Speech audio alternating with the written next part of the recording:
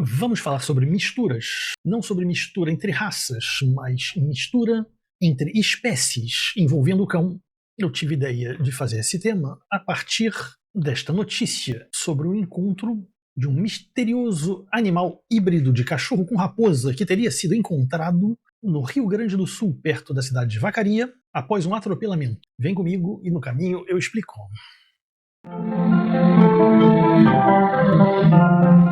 Olá pessoas, eu sou Maurício, veterinário, e então nós vamos falar sobre hibridação interespecífica, ou seja, cachorro com outras espécies. Vamos averiguar as possibilidades, citar alguns casos e começar por essa história de um animalzinho parecido com um cachorro que teria sido encontrado atropelado numa estrada perto então do município de Vacaria, no Rio Grande do Sul. Uma fêmeazinha que foi resgatada, ainda com vida, por um biólogo em parceria com a patrulha ambiental da cidade. Numa primeira análise, o especialista identificou a vítima do acidente como sendo uma espécie silvestre. Ela foi então encaminhada para o Hospital Veterinário da Universidade Federal do Rio Grande do Sul, que possui uma equipe especializada em lidar com casos como esse. Ao retirar o bicho ferido da caixinha de transporte, alguns pesquisadores observaram que ela era muito diferente da raposa dos Pampas, também chamado de graxaim do campo, que é uma espécie similar a uma raposa que tem uma pelagem bege e cinza e é endêmica, como animal silvestre, na América do Sul, em especial na Argentina, no Paraguai, no Uruguai, na Bolívia e no sul do Brasil.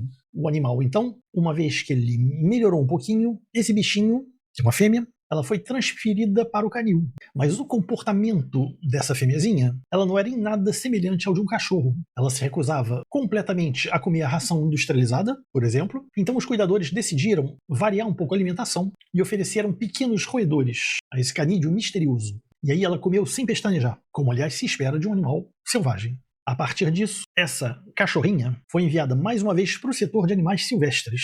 E a dúvida se manteve mesmo quando um geneticista especialista do Instituto de Biociências da universidade foi convocado para dar um parecer. A primeira coisa que chamava atenção era a cor da pelagem, que era bastante escura, enquanto a raposa dos Pampas tem uma coloração bege acinzentada, que aliás é importante para ela para mimetização, em vista da caça e para se esconder de predadores. Ela também latia igual a um cachorro, quando a gente sabe que as raposas dos Pampas emitem ganidos breves e agudos. Resumindo, o bichinho comia que nem uma raposa, latia que nem um cachorro doméstico, e a qual espécie lhe pertencia? Para responder essa pergunta de forma definitiva, foram escalados dois outros especialistas. O primeiro deles, um citogeneticista da Universidade Federal de Pelotas, foi incumbido de testar os cromossomos do animal. Vale lembrar aqui que os cromossomos são as estruturas que abrigam todo o material genético de um ser vivo. São herdados diretamente dos genitores, metade da mãe e metade do pai. Ora, se o bichinho atropelado fosse um cachorro doméstico, Canis lupus familiaris, ele teria 78 cromossomos. Agora, se ele fosse uma raposa dos Pampas, nome científico Lycalopex gymnocercus, ela teria somente 74 unidades dessa estrutura. Pode-se ver que o cachorro doméstico e a raposa dos Pampas são de gêneros diferentes, além de ser de espécies diferentes, então elas são bem afastadas como espécies uma da outra. Foi feita uma biópsia da pele e uma cultura celular, cultivo de células no laboratório. E ao fazer essa análise, foi descoberto que esse bichinho tinha 76 cromossomos, nem 78 como o cachorro doméstico, nem 74 como a raposa dos Pampas.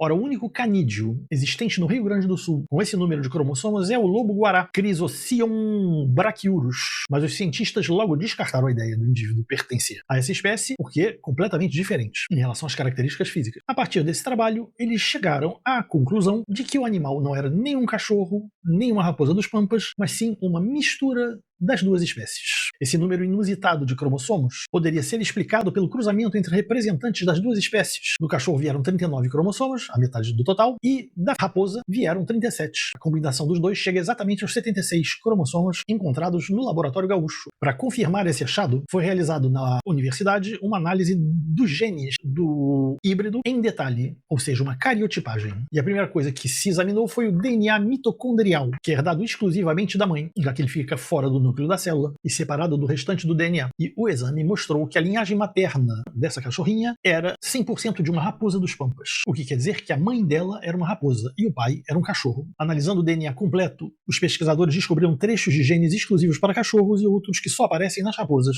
Estava constatado oficialmente que a vítima era um híbrido, coisa raríssima, diga-se de passagem. Essa foi a primeira vez que um fenômeno desses foi descrito em detalhes e oficialmente na América do Sul, mas existem casos semelhantes que são registrados em outros canídeos, na África, na Europa e na América do Norte. Nos Estados Unidos, É cada vez menos raro se encontrar na natureza a presença de híbridos entre lobos e coiotes, que as pessoas chamam de coy wolves. Esses híbridos são mais fortes que os coiotes e mais atrevidos do que os lobos. Os achados no sul do Brasil foram publicados em periódicos científicos e foram classificados como raros e surpreendentes pelos envolvidos no trabalho, já que apesar de serem da mesma família, os canídeos, o cachorro doméstico e a raposa dos pampas são parentes bem distantes na árvore evolutiva, pertencente então a gêneros diferentes. Eu fiz um vídeo há quase um ano, logo no início do canal, sobre a origem do cachorro. E eu vou deixar o link aqui em cima, de forma a que vocês possam ver se esse tema interessar a vocês especificamente. Então, após a recuperação das lesões do atropelamento, essa cachorrinha foi castrada e enviada ao Mantenedouro São Brás,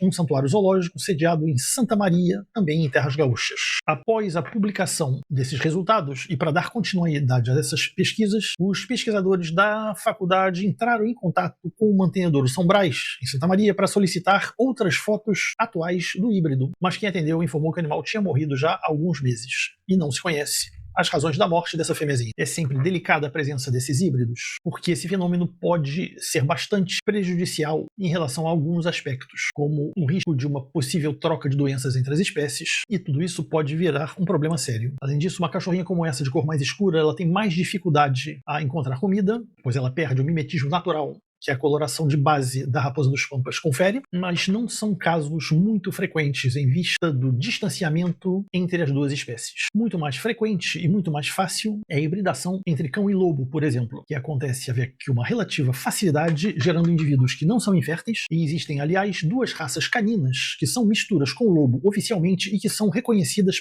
pela Federação Sinológica Internacional. São eles o cão-lobo tcheco, cujos ancestrais documentados são o pastor alemão e o lobo dos Cárpatos, e o cão-lobo de Saarloos, de origem holandesa, a partir do pastor alemão e do lobo cinzento europeu. Nesses casos, existe a formação da raça bem documentada, feita por pessoas que não apenas estudaram o tema, mas também fizeram da criação dessas raças um projeto de vida. Essas raças estão bem estabelecidas, tem uma certa diferença entre elas. O Saarloos é um pouquinho maior, o lobo tcheco é um pouquinho mais leve, o cão-lobo tcheco é um pouco mais adaptável ao trabalho, enquanto o Saarloos é um pouco mais tímido. Existem pequenas diferenças também de ordem física, quanto à conformação da cabeça, porte de cauda, esse tipo de coisa, mas são raças que estão bem estabelecidas e que, após o cruzamento entre lobo e cachorro, voltaram ao cachorro utilizando o F2, o F3, até conseguir-se uma homogeneidade que é muito importante para uma raça canina. Por outro lado, existem também casos isolados de hibridação entre cão e lobo que são muito menos controlados. Isso é um problema, porque as primeiras gerações dessa hibridação são sempre exemplares tímidos, medrosos ou agressivos, com uma personalidade muito próxima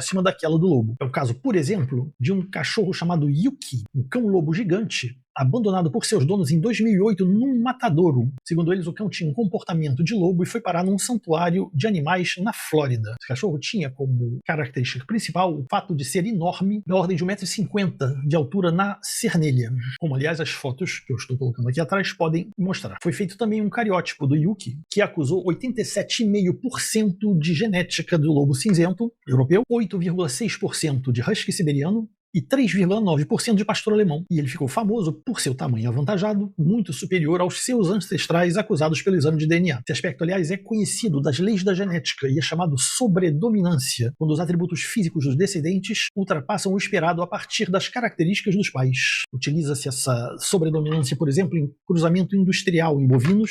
Bem, a mistura de raças caninas não pode ser considerada uma hibridação, porque ela acontece dentro de uma mesma espécie. Então não se pode considerar, por exemplo, um cão sem raça definida como um cão híbrido, ou um cão oriundo de duas raças diferentes como um cão híbrido. Mas o fato é que, desde o início da história do cão, estamos utilizando misturas de raças para aprimorar, ou em todo caso para fazer evoluir as raças existentes, ou criar novas raças. Isso é sempre um processo lento, que deve ser racional, e é cada vez mais delicada em vista do advento da internet, das redes sociais, e do extremismo de alguns refratários a mudanças de qualquer tipo.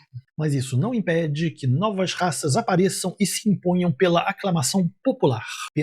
Vou citar 3 raças aqui, que são raças relativamente novas ou muito novas, que ainda não estão oficialmente reconhecidas pelos órgãos consagrados, mas que com certeza vão ser em breve ou a médio prazo. Eu penso no Buick Terrier, que é uma versão do York que tem o gene Piebald, que é um malhadinho, e essa é uma raça que começou a aparecer nos anos 80 e que ganhou respaldo no gosto popular e provavelmente vai ser reconhecida dentro de muito pouco tempo, se já não foi ainda. Penso também no Pomsky, que inicialmente é uma mistura de Lulu da Pomerânia, do Spitz alemão, com o Husky siberiano, com o objetivo de diminuir o tamanho de um Husky, coisa que nós escutamos desde sempre, nos anos 90, né, porque o Husky estava na moda e queria-se que o cachorro continuasse pequenininho, mas ele crescia, e é um cão de trabalho, e é um cão que não é para qualquer pessoa. Então, a ideia do Pomsky vem justamente atender a ânsia daqueles que gostariam de ter um Husky que não cresce muito. E, enfim, a título de exemplo também, o pastor da Bahia Azul,